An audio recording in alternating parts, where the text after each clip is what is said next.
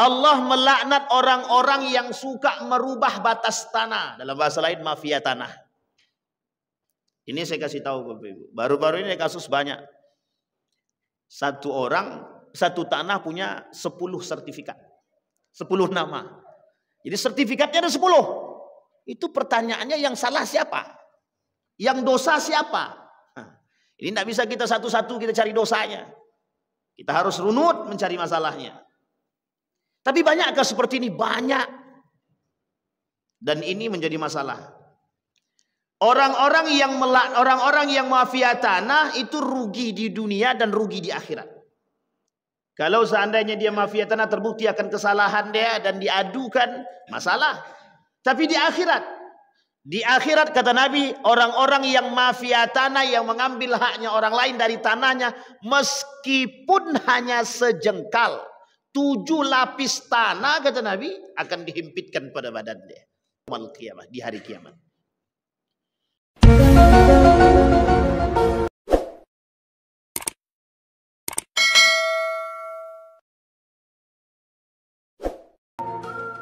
Bismillahirrahmanirrahim.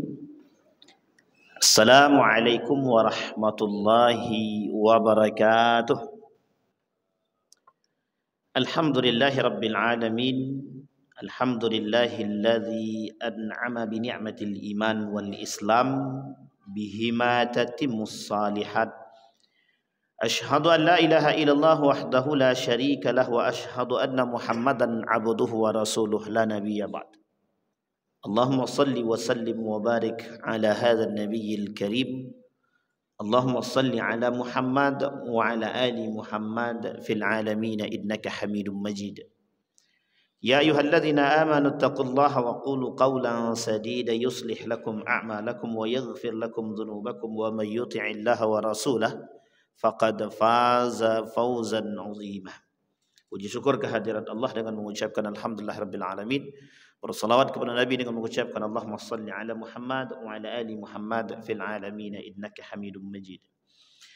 Qala Nabi sallallahu alaihi wasallam fi hadithihi, baginda Nabi Muhammad sallallahu alaihi wasallam berkata dalam hadisnya, la'anallahu man dzabaha bi ghairillahi wa la'anallah man awa muhdithan wa la'anallah man la'ana walidayhi wa la'anallah man ghayyara al-manar.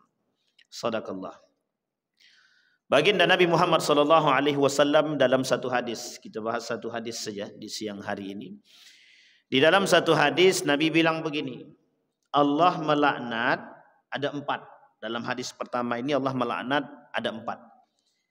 Kalau dikumpulkan hadis Nabi semuanya, ada 16 golongan orang-orang yang dilaknat oleh Allah itu. Ada 16 golongan yang dilaknat oleh Allah.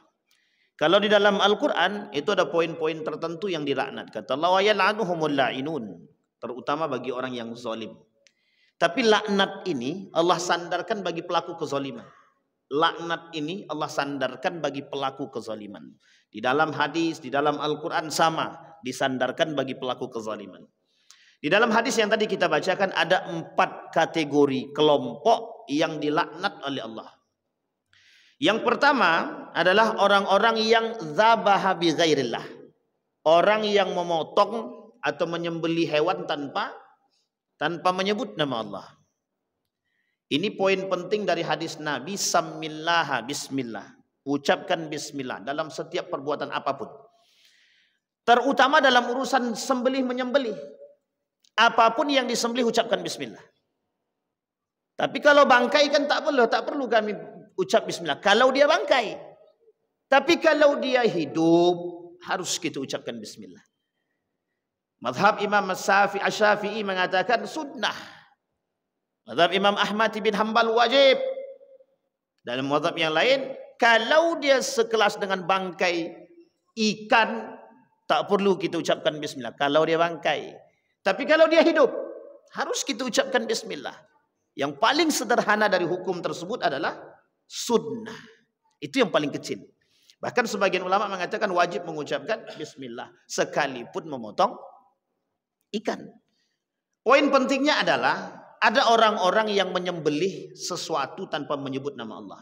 Ini poin penting bagi kita umat muslim. Kenapa begitu? Banyak umat muslim itu karena urusan ini sepele, dia nggak mau tahu.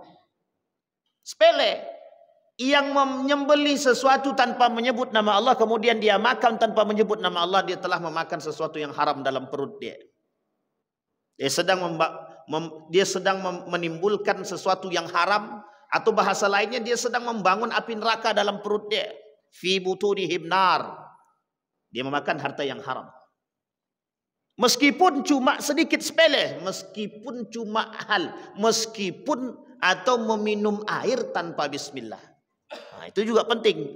Sedang minum air dia terselak, dia tak ucapkan bismillah, mati, dia mati dalam keadaan tidak menyebut nama Allah. Nah, ini pun poin penting. Saking pentingnya ucapan bismillah. Tapi poin penting kita bukan di situ. Hanya ingin sedikit mengulas saja. Yang pertama, orang yang menyembelih atas nama selain daripada Allah. Yang kedua, ada orang-orang yang kemudian melaknat orang tua. Ada anak yang melaknat orang tua sendiri. Ini diterjemahkan banyak. Satu, durhaka. Yang kedua, berkata kasar.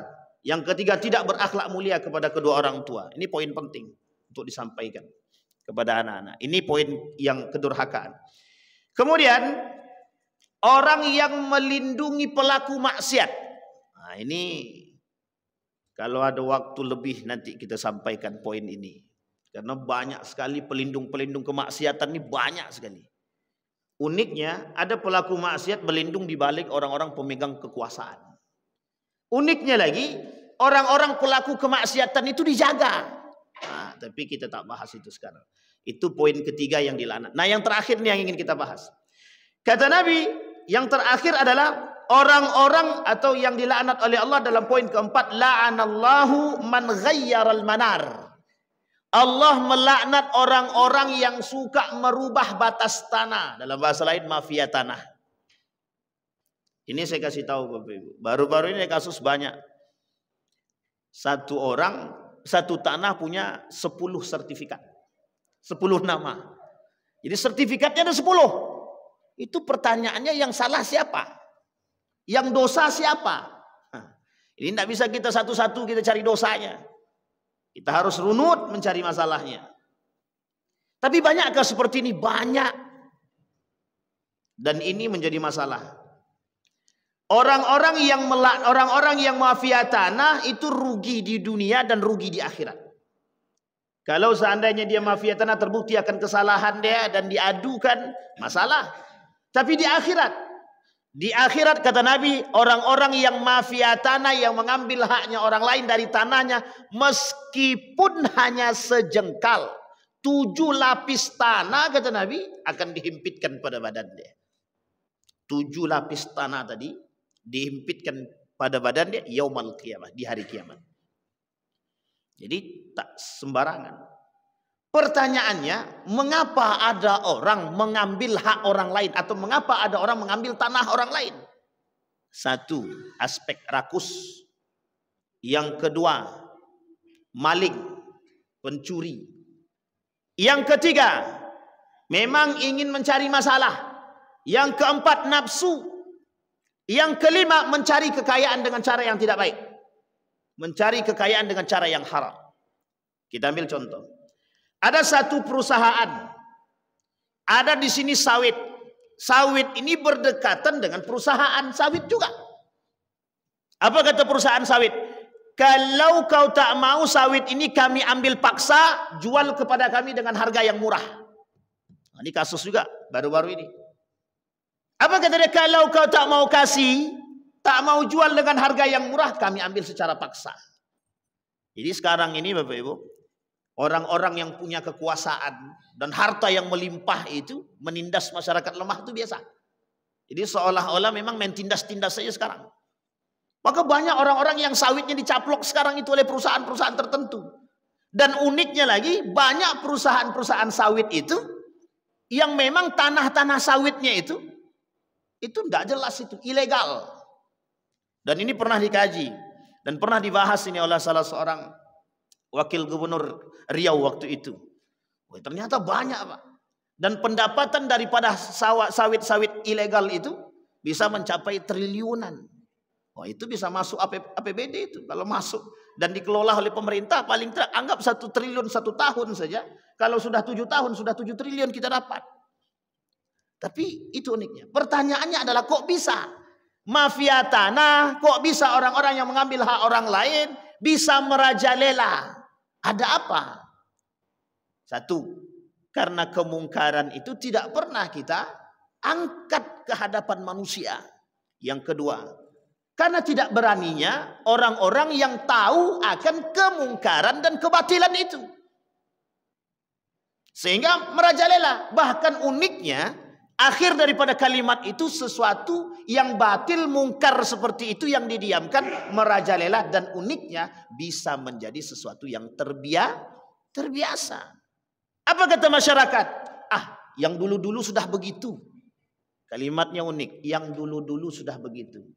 Zaman dulu kan begitu juga. Jadi sekarang dibuat dosa turun-temurun namanya. Kembali kepada poin tadi. Mengapa mereka mengambil tanah orang secara paksa? Yang kedua, apa dampak daripada perbuatan mereka? Satu, mereka telah mengambil hak orang lain. Dampaknya adalah orang lain yang mendapatkan hal tersebut terzolimi. Kalau dia terzolimi bagaimana? Tadi sudah kita sampaikan. Yang pertama, ada manusia yang terzolimi dengan perbuatan manusia. Maka manusia yang menzolimi manusia ini itu tak bisa hidup tenang itu. Tak bisa hidup tenang. Satu, akan berlaku juga hal yang serupa pada diri dia. Kelak akan harta benda dia mungkin bukan punya dia, bisa jadi punya anak dia, punya turunan-turunan dia, akan diambil secara paksa yang sama, dengan model yang sama. Yang kedua, orang-orang yang menzolimi orang lain kelak dipertanggungjawabkan di hari kiamat, selain daripada himpitan tanah yang nanti Allah berikan di hari kiamat, nanti mereka juga akan dipertanggungjawabkan melalui pahala dan dosa. Orang yang terzolimi, dosanya orang yang terzolimi diberikan kepada orang yang menzolimi. Kalau habis dosa dia, pahala orang-orang yang menzolimi diberikan kepada orang yang terzolimi. Kalau habis pahalanya, dosa orang terzolimi diberikan kepada orang yang menzolimi. Kata Nabi dalam hadisnya, faturihat alaihi ukhidat min sayyiatihi thumma turihat ilaihi thumma turihat ilal nar. Dimasukkan oleh Allah ke dalam, selain dimasukkan ke dalam neraka, juga Allah ambil dosa-dosa orang yang terzalimi diberikan kepada orang yang menzalimi. Apa esensi daripada hadis ini? Satu, mengajak kepada siapapun yang sadar akan poin penting ini dan kemungkaran dan kebatilan ini untuk sama-sama mencegah. Tapi kami tidak punya kekuasaan. Suarakan dengan suara yang bisa kita lakukan. Jangan kita diam-diam saja. Kebatilan, kemungkaran merajalela, kita diam semua. Tak ada yang mau. Kalau bergerak sendiri-sendiri, mati sendiri, Pak. Tapi kalau rame-rame, itu bisa kita atasi bersama. Pertanyaan, kemudian poin yang kedua. Mau sampai kapan kemungkaran dan kebatilan itu terus ada di depan mata kita dan kita selalu mengumpat di belakang? Yang ketiga, sesuatu kezoliman yang dibiasakan atau dipaksakan tanpa ada teguran, maka kelak akan menjadi sesuatu yang terbiasa. Jika ini terbiasa, maka sejalanlah dengan apa yang dikatakan oleh Nabi, kelak yang namanya mujrimin, kezaliman, kebatilan, kemungkaran di tengah umat muslim seperti sesuatu yang biasa. Kenapa kok biasa? Tanpa ada satupun yang mau menegur. Maka ketika itulah kemudian Dajjal turun. Dajjal turun itu tambah merusak suasana. Yang tadinya sedang dalam keadaan kacau, dengan turunnya Dajjal, tangan kanannya seolah-olah membawa yang baik tapi tipu daya. Begitu juga sebaliknya. Diberikan dua tangan. Tangan kanannya dikatakan ini surga padahal ini neraka. Ini neraka padahal ini surga. Nah, datangnya Dajjal untuk memanipulasi hal demikian. Maka ketika Dajjal turun, kondisi negara, kondisi umat muslim ketika itu seperti yang tadi kita katakan. Yang halal bisa berubah jadi haram. Yang haram berubah jadi halal. Yang salah berubah jadi benar. Yang benar berubah jadi salah. Kapan itu? Setelah umat muslim membiasakan perbuatan-perbuatan kemungkaran dan kebatilan tadi. Maka poin pentingnya adalah bagi kita orang beriman, Disampaikan oleh Nabi, orang beriman tidak boleh berdiam pada posisi kebatilan dan kemungkaran. Nah, Bapak Ibu sekalian yang berbahagia, ketika baginda Nabi Muhammad SAW mengingatkan kepada para sahabat atas poin kezaliman, apa kata Nabi? Apa kata para sahabat kepada Nabi? Berarti kezaliman itu sangat berbahaya. Nabi cuma jawabnya santai saja. Kata Nabi, bukan berbahaya, lebih daripada itu. Sekarang Bapak Ibu sekalian yang berbahagia, kita buka mata kita lebar-lebar. Kasus-kasus seperti ini yang kita sampaikan ini adalah kasus-kasus realita, kenyataan. Nah, apa yang dimaksud dengan kalimat la'anallah? Apa yang dimaksud dengan Allah melaknat mereka? Satu, Allah laknat mereka di dunia. Yang kedua, Allah laknat mereka di akhirat. Apa makna laknat tersebut?